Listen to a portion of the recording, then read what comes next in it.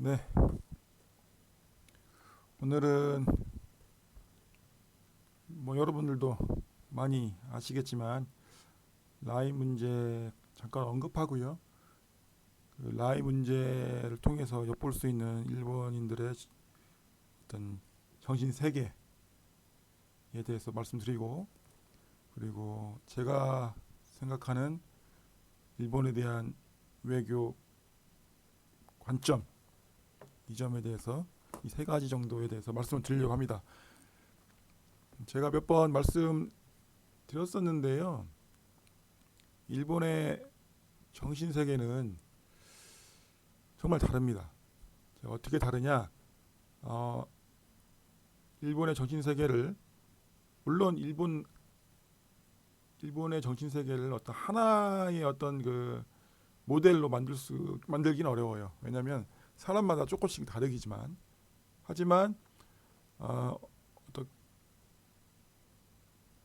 다양성이 존재하긴 하지만, 그래도 일본의 정신 세계는 하나로 규정을 한다면, 저는 일본의 정신 세계를 어떻게 모델로 한다고 하면은 이렇게 표현할 수 있을 것 같습니다. 일본의 정신 세계는 파편화돼 있다. 파편화돼 있고, 그 여러 가지 그 파편화된 정신 세계의 정신 세계를 통합하는, 물론 모든 개개인의 어떤 정신 세계를 하나의 어떤 상위 개념으로 묶을 수는 없지만, 대부분의 사람들은 국가의 구성원들, 국가의 어떤 그 사람들은 어느 정도 상위 개념이 존재한다. 존재하는 사람들이 많다. 하지만 일본은 더 높은 차원의 정신 세계가 존재하지 않는다. 존재하는 사람이 많지 않다. 파편화된 사람이 훨씬 많다. 이렇게 규정할 수 있을 것 같아요. 이게 무슨 얘기냐? 예를 들어서 우리 한국 사람뿐만 아니라 대부분의 어떤 보통의 정신 구조를 갖고 있는 사람들은 어, 이렇습니다. 그 가, 뭐 어떤 성인 남성의 어떤 정신 세계를 보면, 이 사람들이 본인이 어떤 처해 있는 상황에 따라서 대응하는, 세계와 대응하는 방법이 다 다르죠. 예를 들어서 가정이 있을 거고, 그리고 어렸을 때의 친구 관계가 있을 거고, 그 친구도 뭐 학교 친구, 뭐 성인 돼서 만난 친구, 그리고 뭐 직장 생활에 있어의 대인 관계, 또 취미 활동할 때 만난 사람들과의 어떤 관계, 군대 생활했을 때의 관계,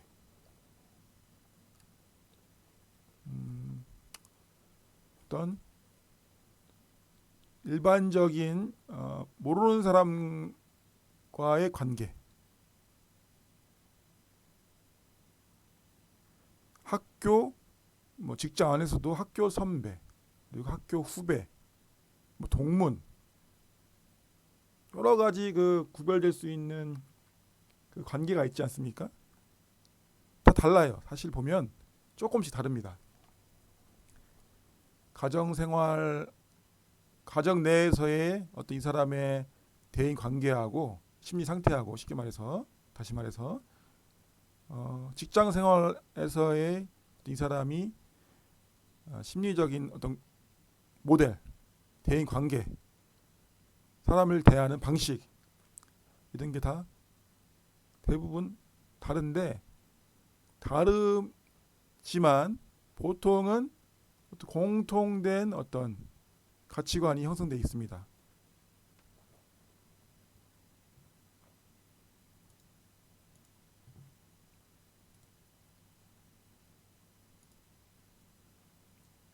어떤 가치관의 통합이죠. 보통은, 물론 안 그런 사람도 있지만, 어떤 그 사람의 어떤 가치관이 그 각각 관계를 모두 아우르는 공통된 가치관이 존재를 합니다. 대부분은 뭐 그 사람이 가정에서도 예를 들어서 좀 직장 생활에서 좀 난폭하고 이런 사람들은 보통 집에서도 좀 권위적이고 뭐 그렇습니다. 이런 공통적인 가치관이 공존한다. 예를 들어서 어떤 그 분이 좀 기독교적인 가치관을 갖고 있어서 좀 사람들한테 좀 친절하고 이런 사람이 있다고 보면 그분은 대부분의 그런 사람들은 대부분 다른 어떤 관계에서도 그런 성향을 보이기 마련입니다. 그러려고 노력을 하지요. 그리고 그렇지 않은 모습을 보이면 비난을 받습니다. 왜냐하면 대부분의 우리들은 어떤 하나의 가치관, 공통된 가치관을 추구하려고 노력을 합니다. 그런 생각이 있죠. 예. 가정의 모습과 가정에서 막 진짜 아이를 두드려 패거나 남편 와이프에게 폭력을 가하는 사람이 있다면 비난을 받아요. 그렇죠? 그리고 아니 직장 생활에서 보이는 모습과 다른 것에 대해서 상당히 이질감을 느낍니다. 어떻게 사람이 그럴 수 있나 이런 생각을 하게 마련이죠. 왜냐 하나의 어떤 상위 계급의 보다 높은 차원의 어떤 가치관을 사람들이 있다고 인정을 하고 그런 가치관으로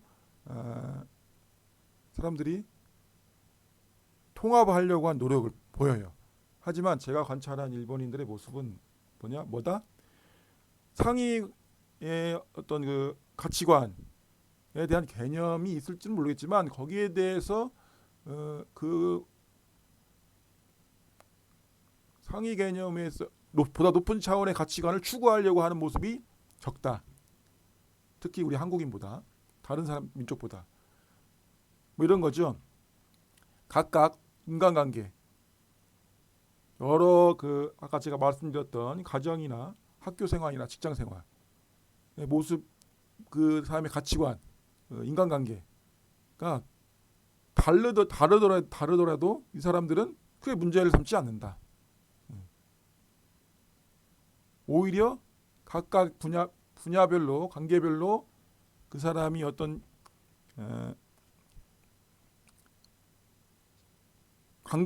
인간관계가 다르다는 거를 오히려 능력 있다. 당연한 거 아니냐 이렇게 생각한다고 저는 봅니다. 그렇기 때문에 착한 일본인이 인간적으로 나와의 어떤 개인적으로 착한 일본인들이 어떤 특정한 조건에 따르면 난폭해질 수 있는 겁니다. 왜냐? 아무리 예를 들어서 개인적으로 아주 인류애적인 사고방식을 가치관을 갖고 있는 사람도 있을 수가 있어요. 하지만 이 사람들은 만약에 전쟁이 나서 군대에 간다 그러면 사회에 있을 때의 가치관과 군대에 있을 때의 가치관이 다르다는 것에 대해서 이 사람들은 크게 죄책감을 느끼지 않는다. 오히려 다른 게 당연한 거다. 그렇기 때문에 아주 잔인한 전쟁 범죄를 저지를 수 있다. 그게 이상하지 않는다. 거기에 대해서 어떤 가치관의 충돌을 일으키는 사람이 덜하다. 파편적이다. 그런 의미에서의 파편적이다. 전 그렇게 말씀드리고 있는 겁니다.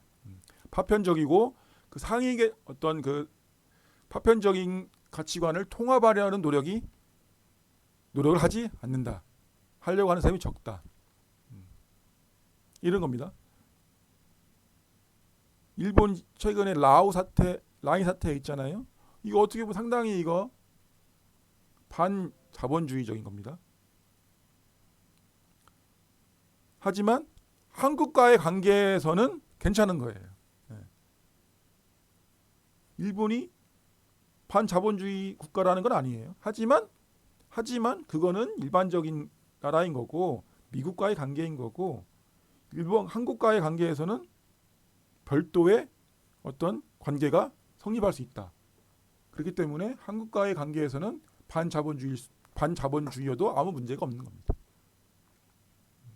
보통 우리나라 같은 경우에는 만약 그런 일이 있다 그러면 당장 비판을 많이 받을 거예요. 아니 아무리 일본이 싫다고 해도 우리 지금 자본주의 사회지 않느냐. 근데 어떻게 반자본주의적인 행태를 보일 수가 있느냐 일본에 대해서 이렇게 생각하는 사람들이 많을 겁니다.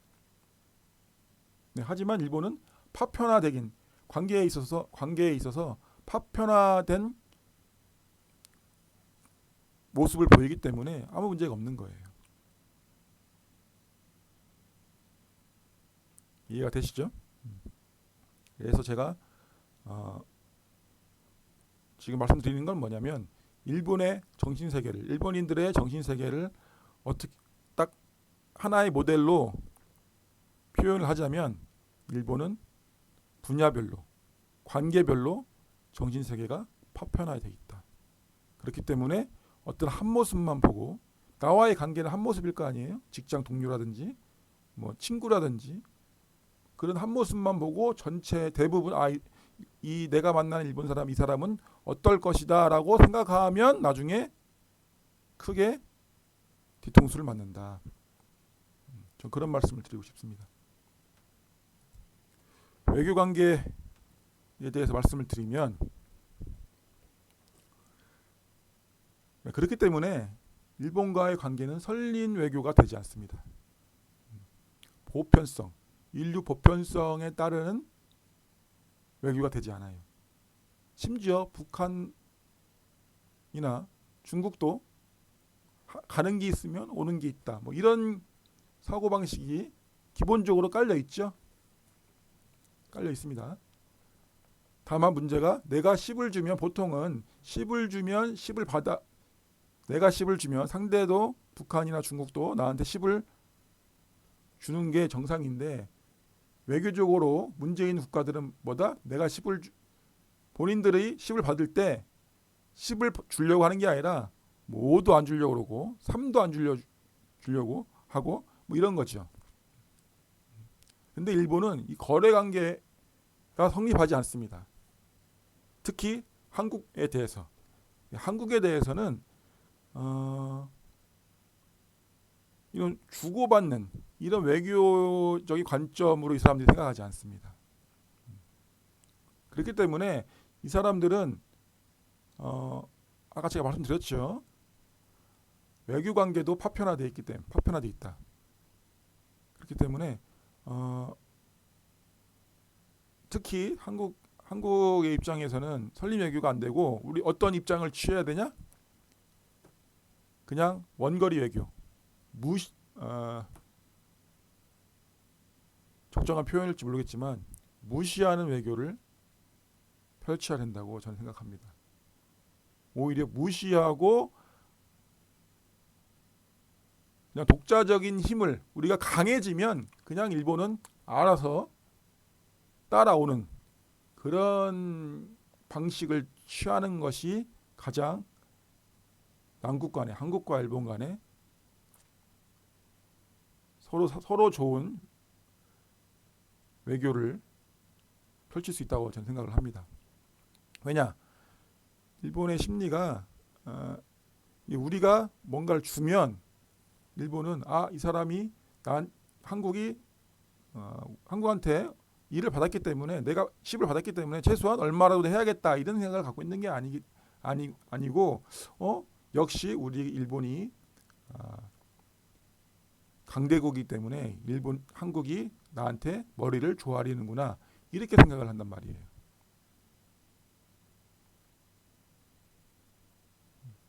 그래서 10을 줘도 5는커녕 1도 주지 않습니다. 그렇지 않고 그냥 무시하고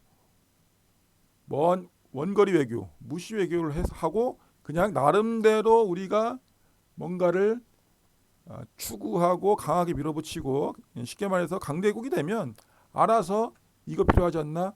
저거 필요하지 않나? 이거 필요하지 않아요? 저거 필요하지 않아요? 이렇게 이런 식으로 교류가 이루어질 수밖에 없다. 역사적으로 그렇다. 실제 우리 한국을 대하는 일본의 태도가 그렇습니다. 이것도 제가 볼 때는 어떤 심리적인, 제가 말한 파편적인 심리 상태, 이것과 관계가 있습니다. 상위 개념이 없어요. 아무리 그래도 여러 국가가 있지 않습니까? 여러 국가가 있어도 그래도 외교라는 것은 기브 앤 테이크다. 주는 게 있으면 받는 게 있다. 이게 기본적인 외교다. 이런 개념이 없어요. 그렇기 때문에 미국에 대한 관계 다르고, 중국과의 관계 다르고, 한국과의 관계 다르고, 다 다른 거예요. 보편적인 가치관을 논할 수가, 보편적인 가치관을 바탕으로 외교 관계를 펼칠 수가 없다. 위안부 문제도 마찬가지죠. 이게 아무리 일본인들한테 인류 보편적인 어떤 여성 인권이라든지 인류애 이런 거 가지고 아무리 논파하고 설득한다고 해도 이 사람들은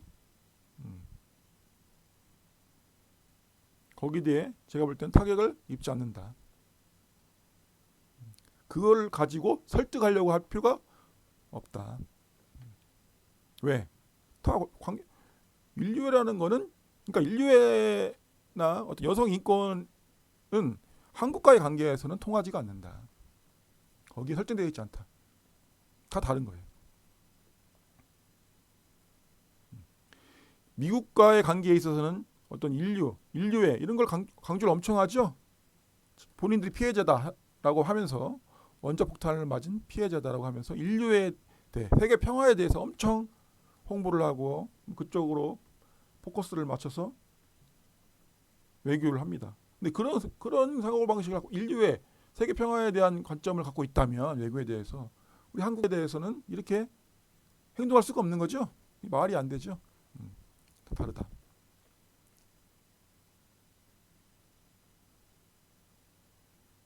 그래서 위안부 같은 것도 제가 볼 때는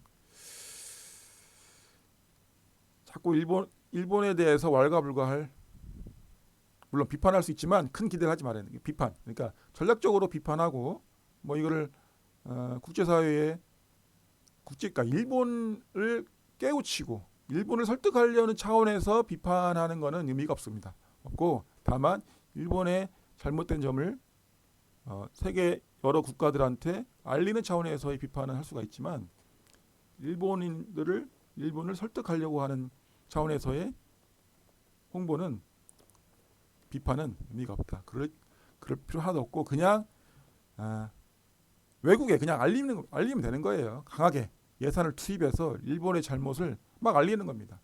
네.